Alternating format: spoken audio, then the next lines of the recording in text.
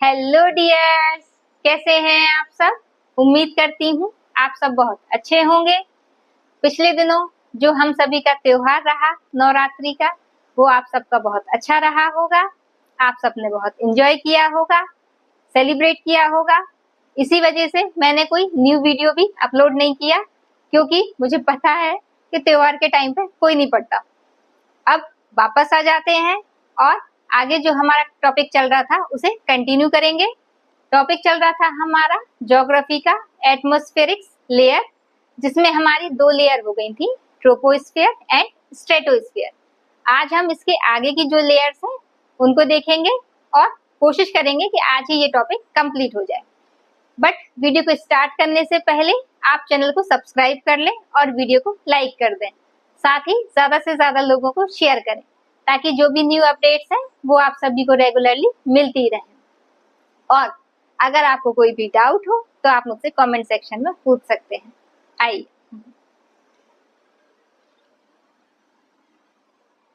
Last class में हमने troposphere और स्ट्रेटोस्फेयर के बारे में पढ़ा था। आज हमें पढ़ना है जो एटमॉस्फेयर की थर्ड लेयर है, मीजोस्फेयर, इसके बारे में। जो मीजोस्फेयर है उसको हिंदी में कहा जाता है मध्यमंडल, और इसकी जो हाइट है वो 50 किलोमीटर से 80 किलोमीटर के बीच की है। यानी कि जो मीजोस्फीयर का जो रीजन है वो आपके 50 किलोमीटर से 80 किलोमीटर के बीच में पाया जाता है। और मीजोस्फीयर में ही जो आपके उल्कापिंड या फिर जो उल्कास्म होते हैं, या इन्हें इंग्लिश में कहें तो मीटेराइट्स या फिर मीटियोर्स, ये सभी आपको कहाँ देखने को मिलते हैं? मीजोस्फीयर में। क्या होता है, जो आपका मंगल ग्रह है और जुपिटर यानी कि बृहस्पति, इसके बीच में बहुत सारे आपके क्षुद्र ग्रह पाए जाते हैं। इन्हें क्या कहा जाता है? Asteroid belt. कभी कभी क्या होता है कि ये अर्थ के या फिर मंगल ग्रह के गुरुत्वाकर्षण की वजह से ये क्या हो जाते हैं? अट्रैक्ट होके आपके अर्थ के एटमॉस्फेयर में एंटर कर जाते हैं। वैसे ये क्या करते हैं? सन का चक्कर लगाते हैं, बट कभी कभी अर्थ और मार्स के जो उनका गुरुत्वाकर्षण होता है या ग्रेविटी की वजह से ये अर्थ के एटमॉस्फेयर में एंटर कर जाते हैं। और जब ये एटमॉस्फेयर में एंटर करते हैं तो जो मीजोस्फेयर की अपर वाली लेयर है, जिसको हम मीजोपोज भी कह सकते हैं, यहाँ पर जब एंटर करते हैं तो क्या होता है कि एटमॉस्फेरिक फ्रिक्शन या फिर वायुमंडलीय घर्षण के कारण क्या होता है, जो आपके जो क्षुद्र ग्रह हैं, अगर वो छोटे हैं साइज में तो वहीं टकराकर फिनिश हो जाते हैं, खत्म हो जाते हैं। और अगर साइज में ज्यादा बड़े हैं तो वो क्या करते हैं? अर्थ तक आपके पहुंच जाते हैं और अर्थ से टकराकर एक न्यू जो आपके लैंड फॉर्म्स वगैरह हैं वो क्रिएट कर देते हैं। जैसे जो महाराष्ट्र की लुनार झील है वो भी आपके इसी का एग्जाम्पल है। और आपने सुना होगा कि टूटता हुआ तारा, ये घटना कहते हैं ना, वो कुछ अलग से नहीं है। इसी घटना को क्या कहा जाता है? टूटता हुआ तारा की जो संज्ञा है वो इसी घटना को दी गई है।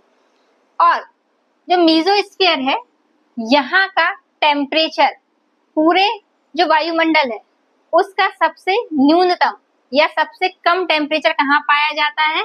मीजोस्फीयर में। कितना? -100 डिग्री सेल्सियस। इससे ज्यादा जो कम टेम्परेचर है वो कहीं भी आपको देखने को नहीं मिलेगा। सबसे कम टेम्परेचर आपको मीजोस्फीयर में ही देखने को मिलेगा। और हमने देखा था कि जो ट्रोपोस्फीयर है वहां पे क्या होता था, जो क्लाउड्स वगैरह होते थे वो सभी आपको कहाँ देखने को मिलते थे? ट्रोपोस्फीयर में। बट एक नॉक्टिल्यूसेंट नाम का क्लाउड होता है, वो कहाँ देखने को मिलता है आपको? मीजोस्फीयर में। क्या नाम है? नॉक्टिल्यूसेंट। ये कहाँ देखने को मिलता है? मीजोस्फीयर में। तो मीजोस्फीयर में मेनली क्या है? टेम्परेचर आपका सबसे कम -100 डिग्री सेल्सियस, हाइट 50 किलोमीटर से 80 किलोमीटर, और जो आपके उल्का या फिर उल्कास्म, ये सब घटनाएं जो घटती है वो कहाँ होती हैं? मीजोस्फीयर में। ठीक है। इसके बाद नेक्स्ट है हमारी आयनोस्फीयर। मीजोस्फीयर हो गया। फोर्थ लेयर कौन सी है आपकी? आयनोस्फीयर। आयनोस्फीयर की जो हाइट है वो 80 किलोमीटर से और 640 किलोमीटर, कितनी? लगभग 640 किलोमीटर के आसपास जो हाइट है वो किसकी होती है? आयनोस्फीयर की, या फिर इसे ही क्या कहा जाता है? थर्मोस्फीयर। ये जो आयनोस्फीयर है आपकी, ये जो आयनोस्फीयर है ये आपकी एटमॉस्फेयर की फोर्थ लेयर होती है। इसकी हाइट आपको 80 किलोमीटर से 640 किलोमीटर के आसपास देखने को मिलेगी लगभग। और आयनोस्फीयर कह लो या थर्मोस्फीयर, इसी को हिंदी में आयन मंडल कहा जाता है।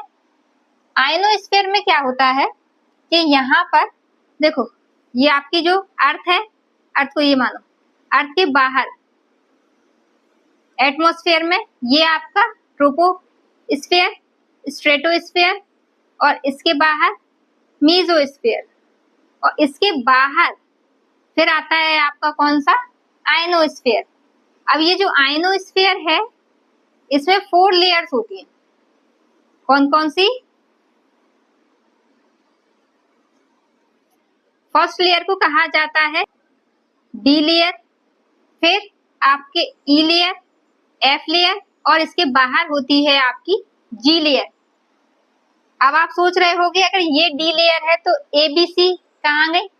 क्योंकि यहां से यहां तक का क्या है? पूरा यहां से यहां तक आयन मंडल है। ठीक है, तो आयन मंडल में कितनी लेयर पाई जाती है? 4, डी, ई, एफ, जी। और इससे पहले यानी ए बी सी, वो लेयर कौन सी है आपकी? ए यानी कि ट्रोपोस्फीयर, बी यानी कि स्ट्रेटोस्फीयर, और सी यानी कि मीजोस्फीयर। तो 3 लेयर आपकी ये है। अब यहाँ पर क्या होता है? आयनोस्फीयर में जो डिफरेंट फ्रीक्वेंसी की जो रेडियो वेव्स हैं वो रिफ्लेक्ट होती है। यहाँ पे क्या होता है कि जो आपके सन से जो रेजेस आ रही हैं, चाहे वो एक्स रे हो, गामा रे हो, अल्ट्रावायलेट रे हो, या फिर लाइट वेव्स हो, इंफ्रारेड वेव्स हो, तो ये क्या करती हैं? जो यहाँ पर यानी कि इस रीजन में जो गैसेस पाई जाती हैं उनको क्या कर देती हैं? आयनीकृत कर देती हैं, यानी कि आयंस में कन्वर्ट कर देती हैं। अब आयंस में कन्वर्ट करने का क्या मतलब है? आयंस में कन्वर्ट करने का मतलब है उन्हें प्रोटॉन और इलेक्ट्रॉन में तोड़ देती हैं। ठीक है, तो ये क्या करती हैं आयनोस्फीयर में? इसमें जो क्या होता है कि जो आपकी रेजेज हैं, जो सन से रेजेज आ रही हैं, वो क्या होती हैं? डिफरेंट रेडियो वेव्स के फॉर्म में क्या होती हैं? रिफ्लेक्ट होती हैं। अब ये जो लेयर्स हैं जो रिफ्लेक्ट हो रही हैं, इनमें क्या होता है? जैसे कि फॉर एग्जांपल जो आपकी गामा रेज है, जो गामा रेज है ये क्या करती है? जो ऑक्सीजन और नाइट्रोजन, इसके जो हल्के कण होते हैं इनको आयंस के फॉर्म में क्रिएट कर देती है। और ऐसे ही जो कॉस्मिक रे होती हैं वो क्या करती हैं? आयनोस्फीयर में जो जी लेयर है इससे जब टकराती हैं तो एक जो लाइट होती है वो बहुत ज्यादा एकदम मतलब चमकीली लाइट टाइप की दिखाई देती है। ठीक है, तो उसे क्या कहा जाता है? ध्रुवीय ज्वाला या फिर पोलर फ्लोर। ये जो आपको कहाँ देखने को मिलेंगी? आयनोस्फीयर में। और इसी घटना को आपने सुना होगा ऑरोरा बोरेलिस या फिर ऑरोरा ऑस्ट्रेलिस। ये जो घटनाएं होती हैं वो यही है जो कॉस्मिक रेज जो जब जी लेयर से टकराती हैं तो इसकी वजह से नॉर्थ पोल पे क्या देखने को मिलता है? Aurora borealis. और दक्षिणी ध्रुव पे क्या देखने को मिलता है? Aurora australis. और इसके बाद आता है आपका एक्सोस्फीयर, जो कि क्या है? आपका लास्ट लेयर है एटमॉस्फेयर की। एक्सोस्फीयर को हिंदी में वायुमंडल कहा जाता है। और इसके बाद लगभग जो वायुमंडल है वो खत्म हो जाता है।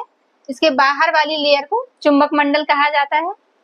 एक्सोस्फीयर की हाइट जो है वो 640 से 1000 किलोमीटर के बीच की होती है, यानी कि 640 से 1000 किलोमीटर के बीच का जो रीजन है उसे क्या कहा जाता है?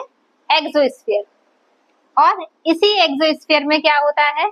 कि जो पोलर सैटेलाइट्स हैं वो अर्थ के चारों तरफ क्या करते रहते हैं, चक्कर लगाते रहते हैं। इसी वजह से उन्हें क्या कहा जाता है, लोअर ऑर्बिट सैटेलाइट्स। ठीक है, और यहाँ पर ही आपको क्या देखने को मिलेगा, जो इलेक्ट्रिकली चार्ज पार्टिकल्स होते हैं वो भी आपको एक्सोस्फीयर में ही देखने को मिलते हैं। और यहाँ पर जो आपकी ऑक्सीजन, नाइट्रोजन या हाइड्रोजन, हीलियम, ये जो गैसेस हैं उनकी अलग अलग लेयर्स भी आपको देखने को मिलती हैं। और इसके बाद लगभग 60,000 किलोमीटर के बाद क्या आ जाता है, स्पेस आ जाता है। तो ये था आपका पूरा वायुमंडल या फिर एटमॉस्फेयर या फिर एटमॉस्फेरिक लेयर। आई होप आपको अच्छे से समझ आ गया होगा। और फिर भी अगर आपको कोई भी डाउट हो तो आप मुझसे कमेंट सेक्शन में पूछ सकते हैं। अगर आपको वीडियो अच्छा लगा हो तो वीडियो को लाइक कर दें और चैनल को सब्सक्राइब कर दें।